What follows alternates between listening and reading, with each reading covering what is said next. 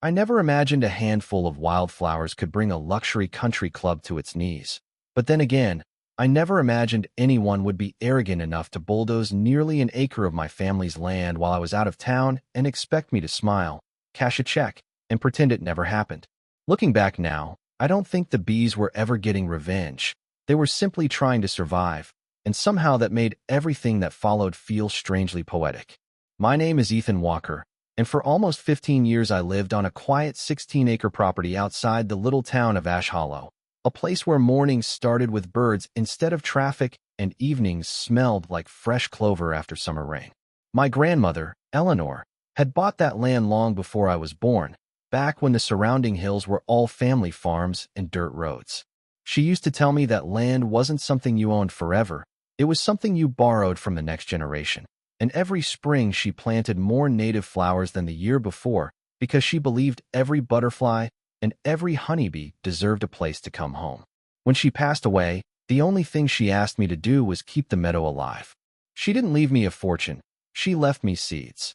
Jars full of carefully labeled seeds she'd collected over 40 years, native lupins, blanket flowers, bee balm, coneflowers, milkweed, black-eyed Susans, dozens of varieties most people couldn't even name anymore.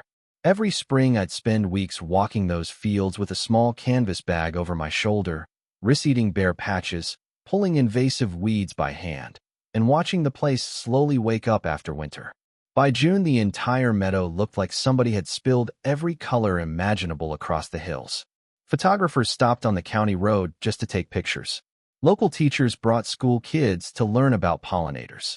Even complete strangers would pull over and ask if they could walk the trails for an hour. I never charged anyone. Seeing people smile was enough. The bees loved it even more than the visitors did. What started as 3 hives eventually became 12 healthy colonies producing some of the best wildflower honey in the county. Every Saturday morning I'd load coolers into my old pickup and drive to the farmer's market downtown, and by lunchtime every single jar would usually be gone. Folks would tell me they could taste the difference because the honey came from real native flowers instead of commercial crops, and maybe they were right. My neighbor, old Frank, used to laugh whenever he stopped by. "Those bees are working harder than half the people I know," he'd say while stealing another biscuit from my kitchen. We'd sit on the porch drinking coffee, watching hummingbirds dart across the meadow, and honestly, I thought life would always stay that simple. Then Cedar Ridge Country Club expanded. When they first opened a few years earlier, I wasn't worried. They built a beautiful clubhouse, 2 swimming pools, tennis courts, and enough fancy landscaping to fill a magazine cover. Wealthy families moved into the surrounding neighborhoods. Memberships became expensive enough to make my truck look cheap, and every holiday weekend they hosted elaborate parties with live bands and catered dinners. Oddly enough, we got along just fine. Their members loved seeing my meadow beyond the white fence because it made the place feel more authentic, like they'd escaped the city without actually giving up any luxury. I even had parents thank me because their kids could watch butterflies while waiting for swim practice to end. I honestly believed we had found the perfect balance. They enjoyed the view, my bees ignored them, and everybody minded their own business. Then a new board president took over. His name was Preston Hale, a commercial developer from the city who smiled like every conversation was already a business deal. The first time we met, he looked across my fields and said, "That's a lot of valuable real estate for someone who's growing flowers." I smiled politely and answered, "They're not just flowers." He chuckled like I'd made a joke.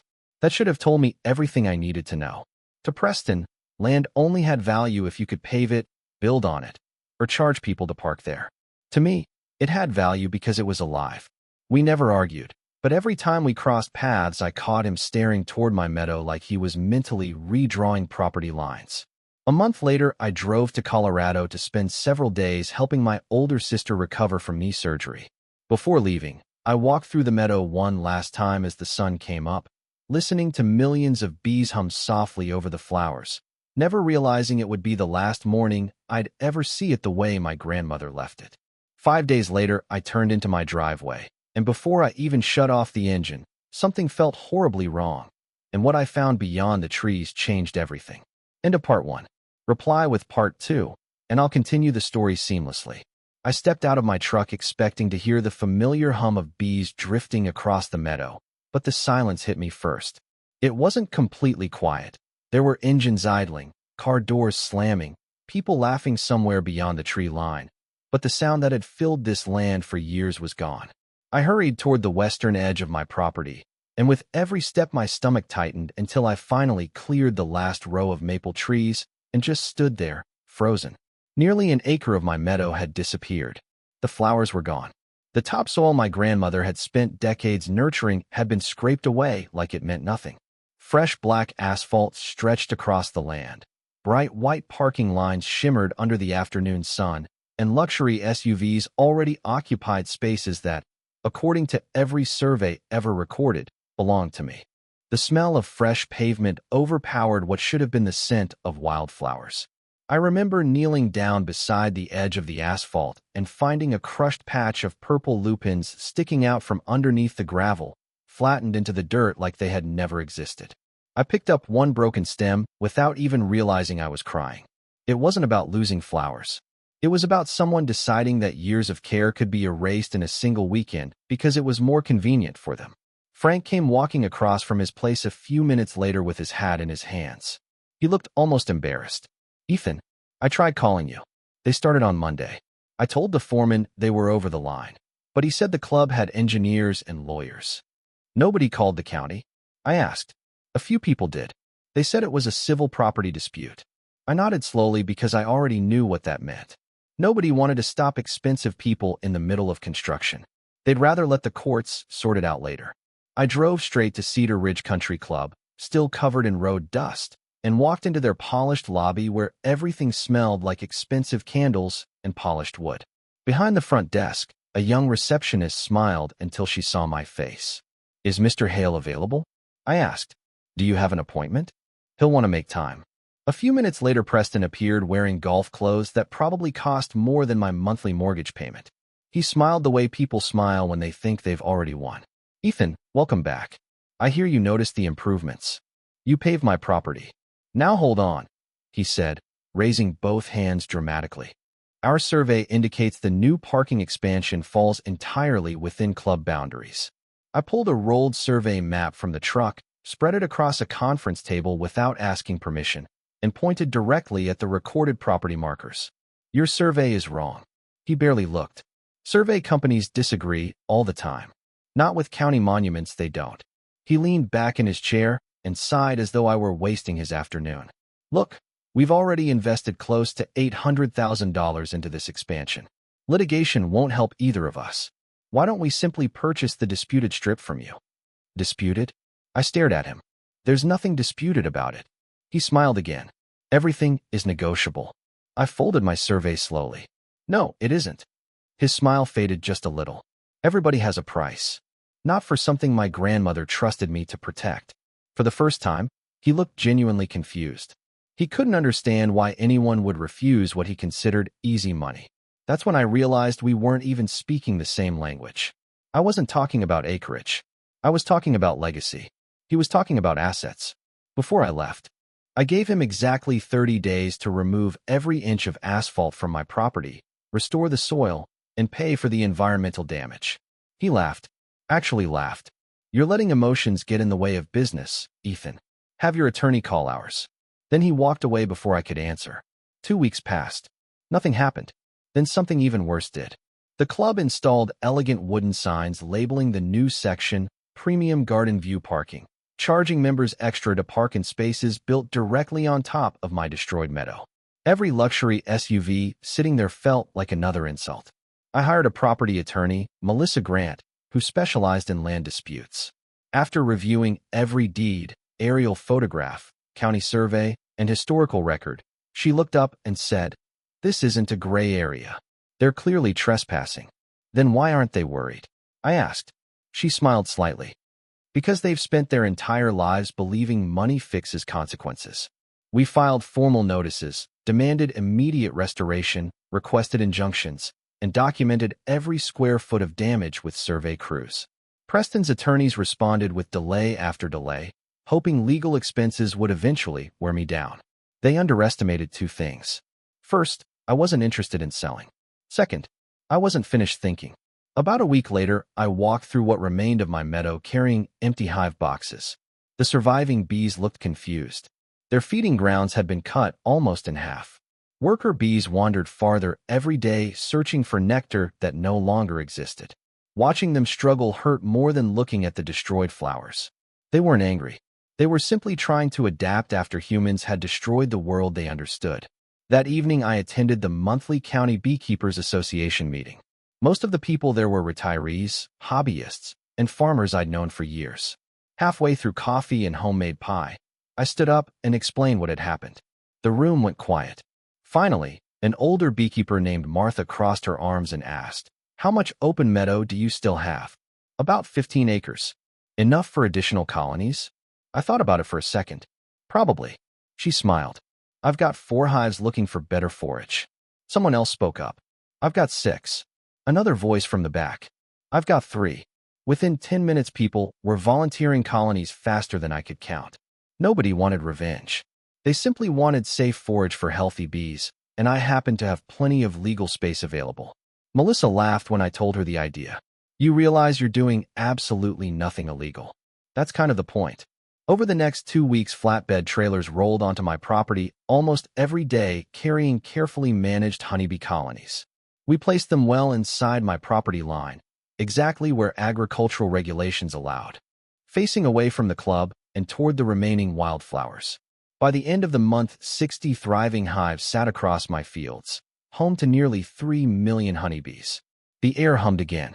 It sounded like life returning after a funeral. Frank stood beside me one evening watching thousands of bees leaving their hives under the setting sun.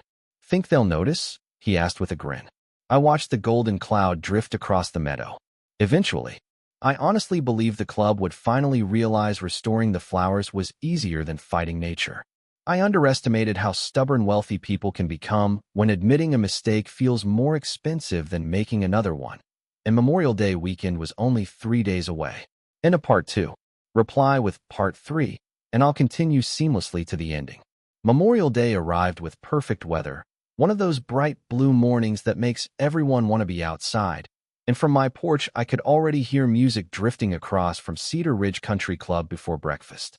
By noon, the parking lot was full, every one of those premium spaces sitting on top of what used to be my grandmother's meadow occupied by polished SUVs and luxury sedans. I wasn't watching because I wanted something bad to happen. Honestly, a part of me still hoped Preston would walk across the fence that morning, shake my hand, admit he'd made a terrible mistake, and tell his contractors to start removing the asphalt the following week. Instead, I watched catering staff carry trays of pastries, fresh fruit, soft drinks, frozen desserts, and cocktails onto the pool deck, while thousands of worker bees left my hives in search of food. They did exactly what bees have always done. They followed scent. Their flowers were gone, so they adapted. At first, only a few landed around the dessert tables, then a few dozen, then hundreds. I could see children pointing at them from across the fence while adults laughed and waved them away with napkins. 10 minutes later, the laughter disappeared. Someone dropped an entire tray of watermelon. Sweet juice spread across the concrete, attracting even more bees. Then another guest knocked over a cooler filled with soda. The air seemed to change all at once. It wasn't an attack. It was a feeding frenzy created by sugar, panic, and people who had no idea how to behave around pollinators. The first scream echoed across the pool.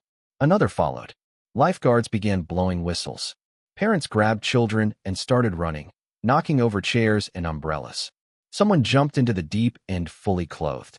Waiters abandoned serving carts where cakes and fruit only drew in more bees.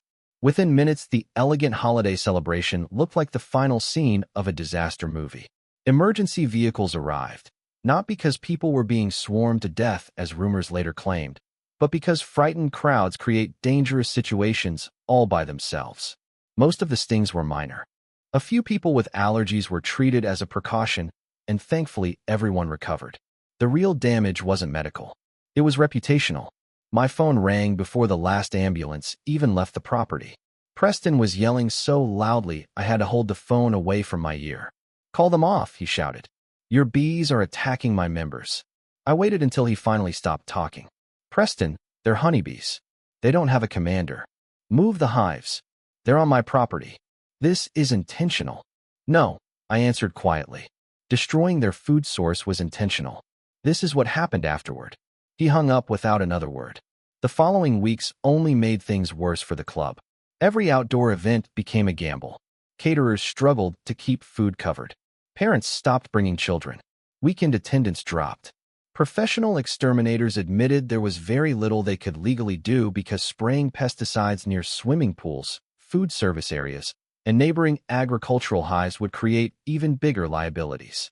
Giant fans, smoke machines, scented repellents, decorative traps. They tried everything except fixing the original problem. Local news stations picked up the story after several members demanded refunds. Reporters interviewed environmental experts, who explained something I'd been saying from the beginning. Pollinators establish reliable feeding patterns, and when a mature habitat is suddenly destroyed, they naturally expand their search into surrounding areas. Then the insurance investigators arrived.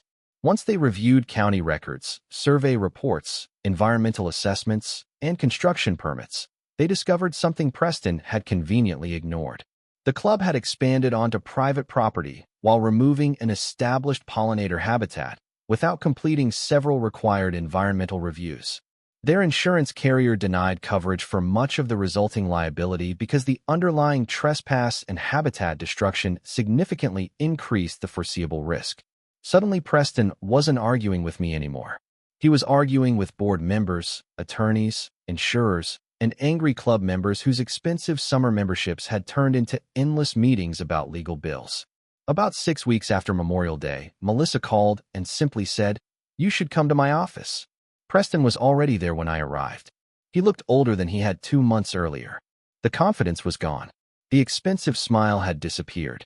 He slid a folder across the table without saying anything. Inside was a proposed settlement. I closed it without reading the numbers. "The parking lot goes first," I said. "Every inch." He nodded. "Done. The soil gets professionally restored." Another nod. "Native wildflowers, not decorative landscaping." "Agreed." "You compensate me for the destroyed honey harvest, damaged colonies, restoration costs, legal fees, and long-term ecological losses." He rubbed his forehead before quietly answering, "We'll pay." For a long moment nobody spoke. Finally he looked up and asked, almost to himself, "Was all this really worth it?" I looked out the conference room window before answering. "You keep asking the wrong question. You think this was about parking spaces. It was never about parking spaces." 2 weeks later, excavators returned to my property. This time they weren't destroying something. They were undoing a mistake. The fresh asphalt disappeared truckload by truckload until sunlight touched the soil again. Restoration specialists spent months rebuilding what careless machinery had erased in days. Volunteers from the local beekeeping association helped reseed native flowers using seeds collected from the surviving sections of the meadow, including some that had originally come from my grandmother's own collection. The first spring after restoration, I walked across that field just after sunrise. Tiny patches of purple, yellow, and red were beginning to bloom again. The bees found them almost immediately. Their familiar hum drifted through the morning air, and for the first time since returning from Colorado, the land sounded like home again. Cedar Ridge Country Club still operates today. They have a smaller parking lot now, and every summer guests once again admire the meadow from a respectful distance. Sometimes I wonder whether Preston ever truly understood what happened, or if he still believes losing all that money came from bad luck instead of bad decisions. Personally, I think nature simply has a remarkable way of sending invoices that no lawyer can negotiate away. So now I'd like to hear from you. If you came home and discovered someone had paved over part of your family land, would you have handled it differently? Or do you think letting natural consequences take their course was the fairest response? Share your thoughts in the comments because I read every one of them. And if you enjoy stories where ordinary people stand their ground without crossing the line, don't forget to like this video, subscribe to the channel, and I'll see you in the next story.